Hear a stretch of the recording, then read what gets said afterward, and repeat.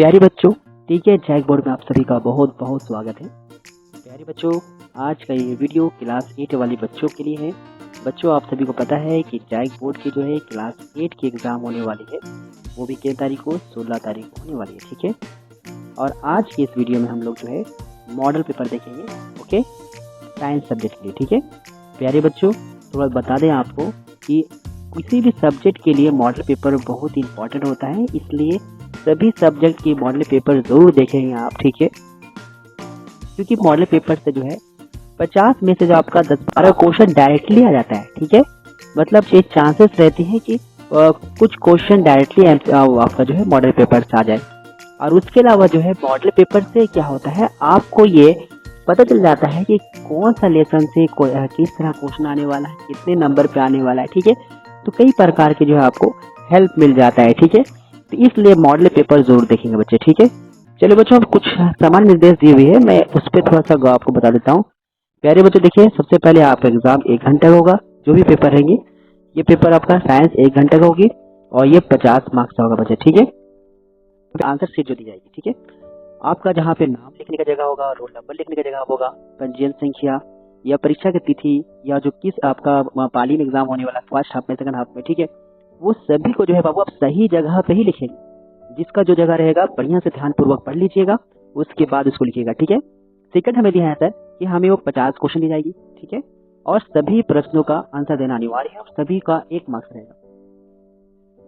आपका 4 नंबर जो हमें सामान्य निर्देश दिए हुए है कि सभी क्वेश्चन के लिए हमें 4 ऑप्शन दी जाएगी। ठीक है, और ये चारों आंसरों को जो है देख कर जो हम लोग क्या करना है, वही मार्क शीट हम लोग क्या करना है, आंसर भरना। कैसे?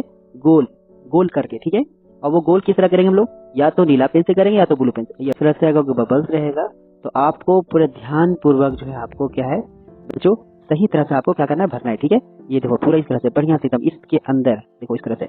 ठीक है, बाहर भी ना जाए, खाली भी ना रहे। ठीक है, बेहतरीन तरीके से बच्चे अपने जो है ब्लैक पेन का इस्तेमाल करके भरेंगे। ठीक है, समझ नहीं आ रहा, क्योंकि ये जो है इससे क्या है आपका जो है अगर सही से नहीं भरा रहेगा तो आपका आंसर जो है मान लीजिए कई जो है सही से वो जो है इंडिकेट मतलब समझ नहीं पाएगा आंसर कि आंसर कौन सा है। ठीक है, तो बिल्कुल इसी तरह से आप जो है इस लगाइए। ठीक है, उसके अलावा देखिए यहाँ पे एक और आपको दिया है कि परीक्षा भवन छोड़ने से पहले जो आपको एमआर शीट रहेगा, जो आंसर शीट बची रहेगा, उसको जो है वहाँ के टीचर को दे देना आपको। ठीक है, उसको लेकर नहीं आना है। ठीक है बच्चे, और जो क्वेश्चन आपको दी जाएगी उसको क्या करना है, अपने साथ अपने घर ला सकते हो। ठीक है बच्चे, चलो प्यारे बच्चों, चलो हम लोग क्वेश्चन शुरू करते हैं।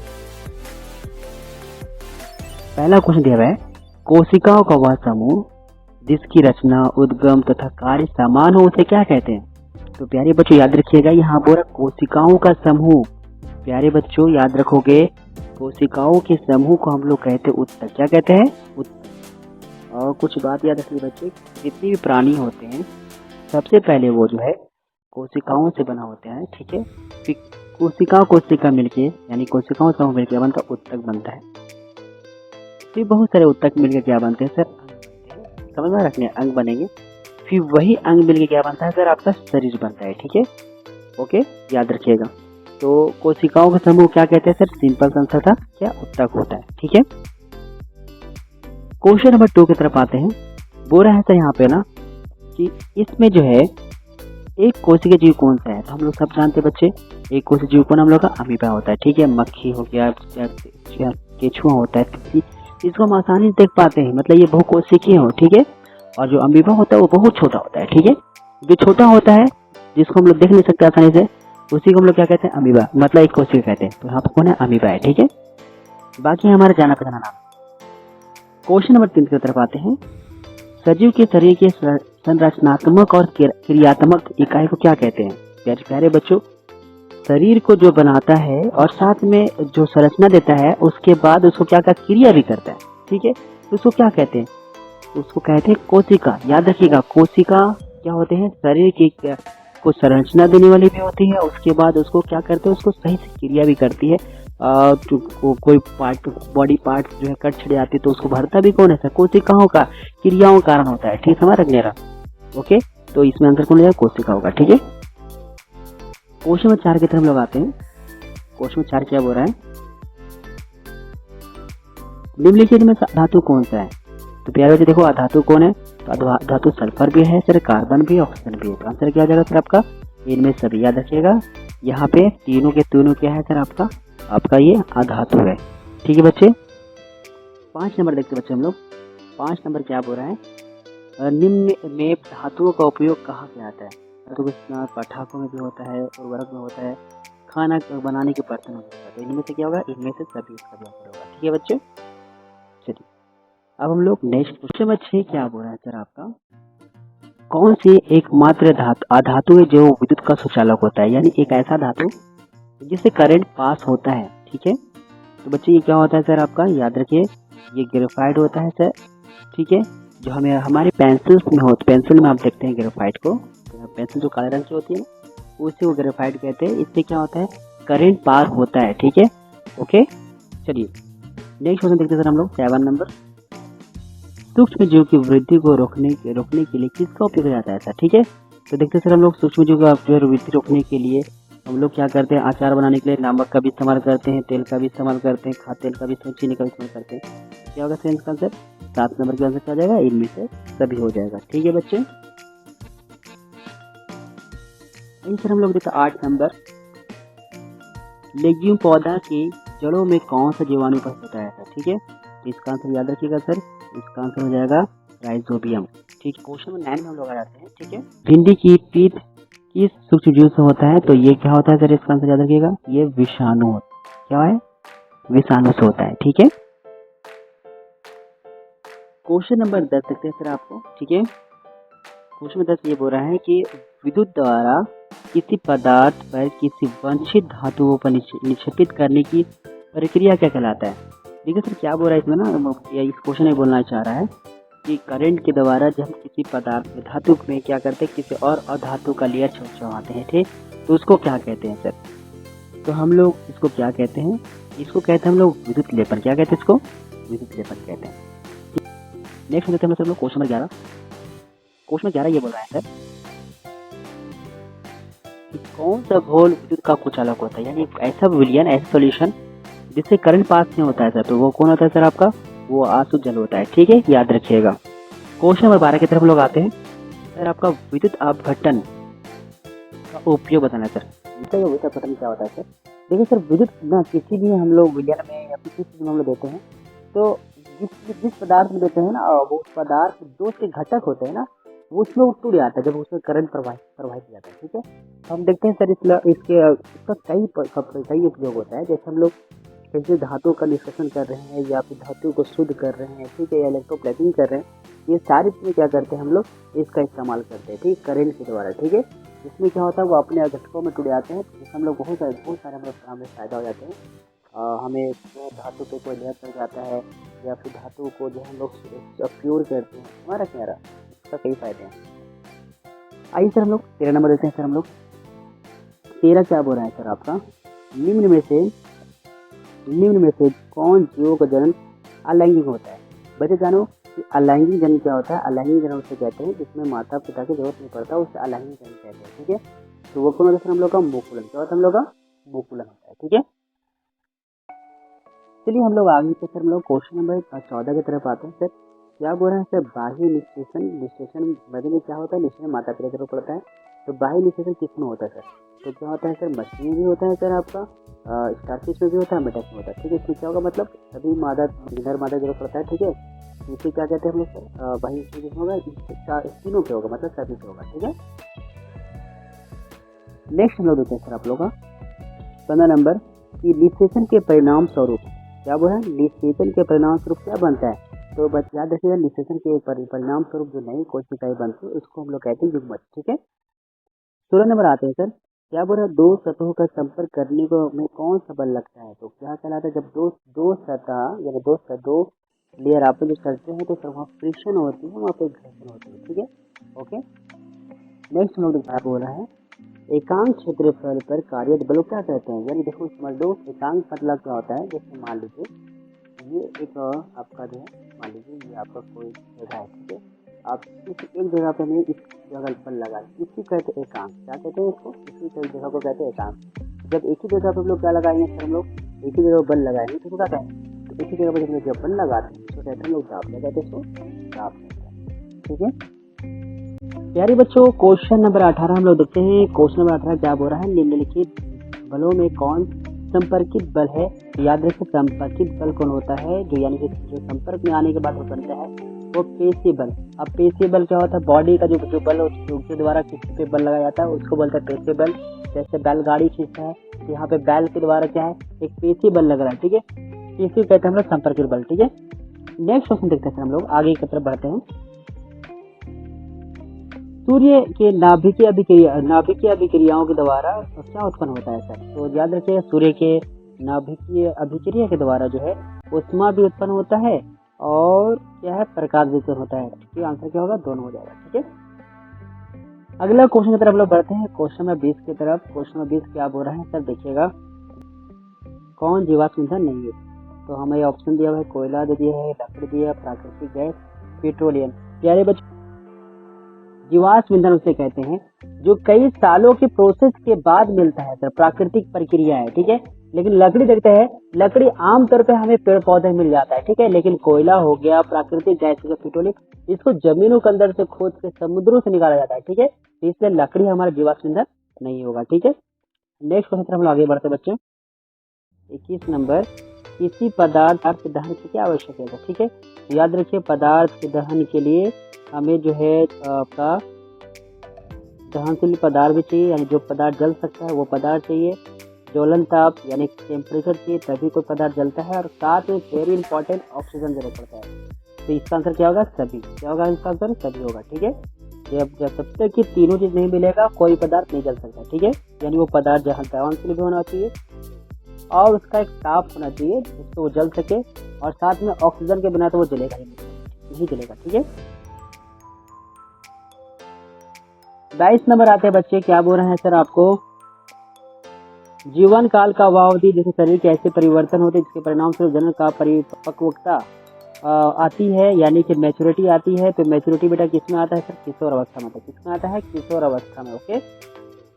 क्वेश्चन 23 से बोल रहा है सर कि क्रोध, चिंता, उत्तेजना की अवस्था में कौन हार्मोन उत्तरदायी होता है सर? ठीक है, इसको याद रखिए, एड्रीनेलिन। आपका बच्चों के लिंग का निर्धारण के लिए उत्तरदायी कौन होता है? यानी कि न्यू बेबी जब होने वाले होते हैं तो वो लड़का होगा या लड़की, ये किस पे डिपेंड करता है? याद रखिए ये 80% पिता पे डिपेंड करता है, ठीक है। 25 नंबर ये बोल रहा है सर आपका कि अगर आपतन कोण 30 डिग्री है तो परावर्तन कितना होगा? हमें पता है सर, आपको बता दे रहे हैं आपको कि आपतन कोण हमेशा यानी एंगल आई बराबर एंगल आर होता है, यानी आपका आपतन कोण बराबर परावर्तन कोण हमेशा क्या है? दोनों बराबर होता है, ठीक है। इसका आंसर क्या होगा? ये 30। तो ये भी क्या होगा बच्चा? ये भी 30 होगा, ठीक है। 26 नंबर में आते हैं हम लोग सर। 26 नंबर क्या बोल रहे हैं? यहाँ बोल रहा है कि ना कि समतल दर्पण द्वारा बना प्रतिबिंब का कौन सा गुण होगा? यहाँ पे ऑप्शन दिया हुआ है, बताना। तो याद देखिए इसका आंसर क्या होगा? आभासी होगा। समतल दर्पण का यहाँ पे गुण दिख रहा है वो आभासी होगा, ठीक है। क्वेश्चन में 27 ये बोल रहा है, वह यंत्र जो दृष्टि रेखा पर नहीं रहने वाली वस्तुओं को भी दिखा सकती है वो कौन होती है सर? ठीक है, तो बच्चे इसका आंसर पेरिस्कोप होगा। पेरिस्कोप क्या होता है बच्चे? इसका इस्तेमाल बहुत जगह पे होता है बच्चे। इसका उपयोग पनडुब्बी में होता है, युद्धपोत में होता है, युद्ध क्षेत्र में भी होता है। सैनिकों के द्वारा क्या आता है, अगर कोई दुश्मन छुपा है उसको भी देखने में क्या करता है? सहायता करता है सर। तोप खानों में इस्तेमाल किया जाता है, ठीक है। बहुत सारे एक्टिविटीज़ में इसका इस्तेमाल किया जाता है, ठीक है, पेरिस्कोप का, ठीक है। कि काटी के फसल से बीजों को दानों का अलग करने का क्या कहलाता है? तो इसको कहते हैं बच्चे थ्रेसिंग। क्या कहते हैं? याद रखिएगा, जब जो है फसल काट दी गई है और फसल से हम लोग क्या करना है? दानों का अलग करना है, तो इसको क्या कहेंगे? इसको हम लोग कहेंगे थ्रेसिंग। क्या कहेंगे? थ्रेसिंग। अनाज के भंडारण के लिए अनाज में नमी की मात्रा क्या होनी चाहिए? तो याद रखिए सर आपका 14% से कम इसका आंसर होगा। C number, option number C, ठीक है। किस जीव को किसानों का मित्र कहा जाता है? तो याद रखिए किसानों का मित्र कौन होता है सर? केचुआ होता है। क्या होता है? केचुआ होता है। सांप तो होगा नहीं, हाथी तो होगा नहीं, हाथी की फसल खा जाता है, चुहा की फसल खा जाता है, ठीक है। और सांपों से कभी भी नुकसान होता है किसानों को, ठीक है। कई किसानों को जाना पड़ता है, जान से गंवाना पड़ता है। लेकिन केचुआ क्या होता है? बहुत ही आपका वो जब जमीन के अंदर को रहता है और ये क्या करता है? जमीन की उर्वरता को बढ़ाता है, ठीक है। इसलिए इसका आंसर क्या होगा? केचुआ होगा, ठीक है। क्वेश्चन नंबर 31 देखते हैं बच्चे, क्या बोल रहा है कि सूर्य की सबसे ऊपरी सतह का तापमान कितना होता है? तो याद रखिएगा 6000 डिग्री सेल्सियस, ठीक है। नेक्स्ट क्वेश्चन देखिए सर क्या बोल रहा है, निम्नलिखित में कौन प्राकृतिक उपग्रह है। देखिए उपग्रह उसे कहते हैं जैसे चांद होता है, ठीक है, और यहाँ पे दो उपग्रह है, ठीक है, चांद है एक आर्यभट्ट है, लेकिन यहाँ पे क्या बोल रहा है प्राकृतिक उपग्रह। तो प्राकृतिक कौन है सर, हम लोग चंद्रमा है, ठीक है, और ये आर्यभट्ट क्या है, ये कृत्रिम है, ठीक है, यानी ये मानव द्वारा बनाया गया है। अगला क्वेश्चन, किस ग्रह का द्रव्यमान सबसे अधिक होता है, किस ग्रह का द्रव्यमान सबसे अधिक होता है। तो जो सबसे बड़ा होगा सर, सबसे बड़ा कौन है, बृहस्पति। कौन है आंसर इसका, आंसर बृहस्पति होगा, ठीक है। चलिए बच्चे अब हम लोग नेक्स्ट क्वेश्चन की तरफ आगे बढ़ते हैं, ठीक है। क्वेश्चन 34, घर्षण हमेशा हानिकारक होती है, लाभदायक होती है, आरोपित बल की दिशा पे कार्य करती है, आरोपित बल के विरोध करती है। प्यारे अंश बच्चे इसका आंसर क्या होगा, आरोपित बल का हमेशा विरोध करती है, क्योंकि हम देखते हैं हम जब रोड पे चलते हैं बच्चे तो हमारी चप्पल क्या होता है, घिस जाती है, गाड़ियों के टायर भी क्या होते हैं सर, घिस जाती है। ये आपको बताता है कि हमेशा जो है घर्षण जो है आरोपित बल के विरोध करता है, जिसके कारण क्या होता है जो भी वस्तुएं जो है आपस में जो स्पर्श करती है, टच करती है, वो एक दूसरे को क्या करती है, घिस देती है, ठीक है, ओके। तो घर्षण हमेशा क्या करता है, आरोपित बल के विरोध करती है, ओके। क्वेश्चन 35 क्या बोल रहा है, घर्षण निर्भर करता है पृष्ठ की प्रकृति पर, वस्तु के भार पर, दोनों पर। तो याद रखिएगा इसका आंसर क्या होगा, दोनों पर होगा। अब मैं समझाता हूँ, देखिए बच्चे घर्षण जो है पृष्ठ पे डिपेंड करता है, जब तक कि कोई आपका सरफेस मतलब रुखड़ा नहीं होगा वहाँ पे घर्षण होगा ही नहीं, हमारा नहीं आ रहा। जैसे टाइल्स में आप चल पाइएगा क्या, पॉसिबल नहीं है, लेकिन एक रोड पे जो लुकड़ा होता है, ठीक है, जो प्लास्टर वाला मतलब होता है सीमेंट वाला, उस पर आसानी चल पाते हैं आप, यस सर, तो वहाँ घर्षण इसलिए तो घर्षण निर्भर करता है पृष्ठ पर भी। और दूसरा क्या है, घर्षण निर्भर करता है वस्तु के भार पर भी, ठीक है। अब देखिएगा सर, मोटे लोग का जो है चप्पल बहुत ज्यादा घिसता है, ठीक है, आप देखोगे एक तो क्या है वो चप्पल पहने हुए और रोड पे चल रहे हैं, ठीक है, तो उसका क्या है आपका पहले पृष्ठ के प्राकृतिक देख रहे हैं, वो खुदरे रोड पे चल रहे हैं वो, ठीक है। दूसरा क्या है, वस्तु का भार, उनका वेट बहुत ज्यादा है, तो आप देखिएगा उनका जल्दी चप्पल 15 दिन में ही क्या आता है, उसका चप्पल पूरा क्या होता है, ज्यादा घिस जाता है, ठीक है। तो इसलिए जो है घर्षण जो है दोनों पर निर्भर करता है, ठीक है। अगला क्वेश्चन देखिए सर बोल रहे हैं हम यहाँ पे, घर्षण बढ़ाने का तरीका निम्न से कौन सा है, ठीक है, स्नेहक द्वारा, बॉल बेरिंग द्वारा, सतह को रुखड़ा करके। तो क्या आंसर आएगा बच्चे, सतह को रुखड़ा करके, सतह को रुखड़ा करेंगे तभी वो घर्षण होगा, ठीक है, और रुखड़ा रहेगा पर घर्षण होगा ही नहीं, ठीक है। क्वेश्चन नंबर 37 में यह है आपका, इनमें से कौन संश्लेषित रेशा है। तो सूती, रेशमी ऊन, ये सब तीनों क्या प्राकृतिक, ऊन भी क्या है जानवर से मिलता है, रेशम भी जानवर से मिलता है, सूती क्या है सर आपका, ये कपास के पेड़ से मिलता है यानी कि पौधे से मिलता है, और लेकिन हमारा नायलॉन जो है वो क्या है प्राकृतिक, क्या है आपका आर्टिफिशियल है यानी कि कृत्रिम है, ठीक है, ये संश्लेषित है, ठीक है, इसको मानव द्वारा बनाया जाता है, ठीक है। क्वेश्चन 38, निम्न कौन 4R नहीं है, रिड्यूस, रिसाइकल, रिमूव। तो रिमूव नहीं है बेटा इसमें, ठीक है, रिमूव नहीं आता 4R के अंदर, ठीक है। क्वेश्चन 39 देखते हैं हम लोग क्या बोल रहा है, इनमें से कौन पिघल जाती है पर जलती नहीं है, रेयन, पॉलिस्टर, बेटा यहाँ पे आंसर नायलॉन जो है बहुत ही मजबूत होता है, ठीक है, ये पिघलेगा लेकिन जलेगा नहीं, ठीक है। नेक्स्ट सर हम देखते हैं सर हम लोग क्या है सर, आवृत्ति का मात्रक क्या होता है, आवृत्ति का मात्रक हर्ट्ज होता है, याद रखिएगा बेटा, ठीक है। नेक्स्ट क्वेश्चन देखते हैं 41 नंबर, एक कंपन में लगे समय को क्या कहते हैं, एक कंपन में लगे समय को हम लोग क्या कहते हैं, एक कंपन में लगे समय को हम लोग आवर्तकाल कहते हैं, क्या कहते हैं, आवर्तकाल कहते हैं, ठीक है। ध्वनि संरचित हो सकती है, यानी ध्वनि मतलब कहाँ से गुजर सकती है, जिस तरह से करंट का फ्लो कहाँ हो सकता है, उसी तरह से ये क्वेश्चन है कि आपका ध्वनि का, साउंड का जो है फ्लो कहाँ हो सकता है सर। तो ऑप्शन दिया है केवल ठोस पे, केवल द्रव पे, केवल वायु पे, बेटा तीनों पे क्या होगा, तीनों पे, ठोस, गैस, तीनों पे होगा, ठीक है, ओके।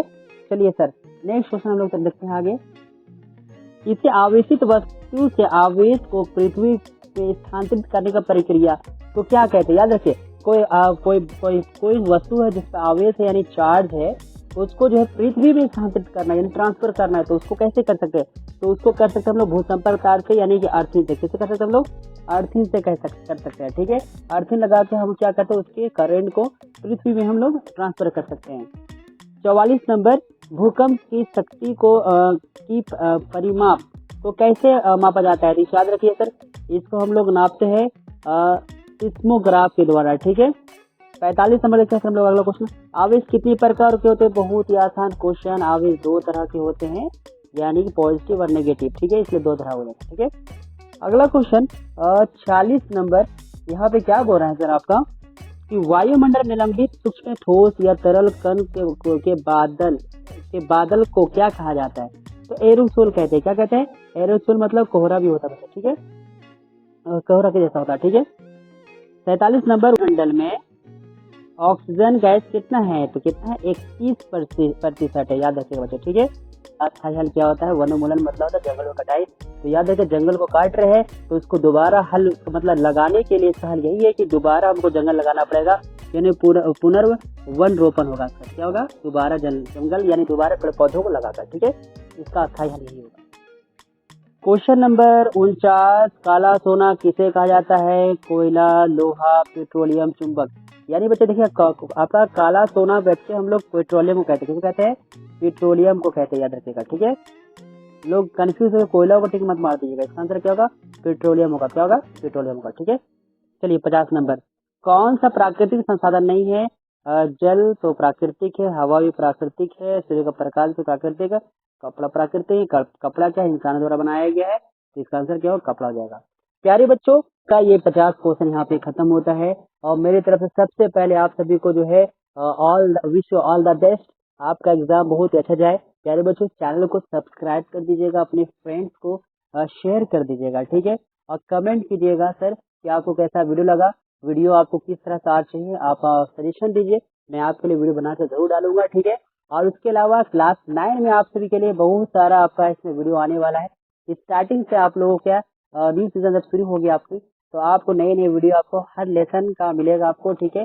इसलिए इस चैनल को जरूर सब्सक्राइब कीजिएगा, अपने दोस्तों को जरूर शेयर कीजिएगा, ठीक है।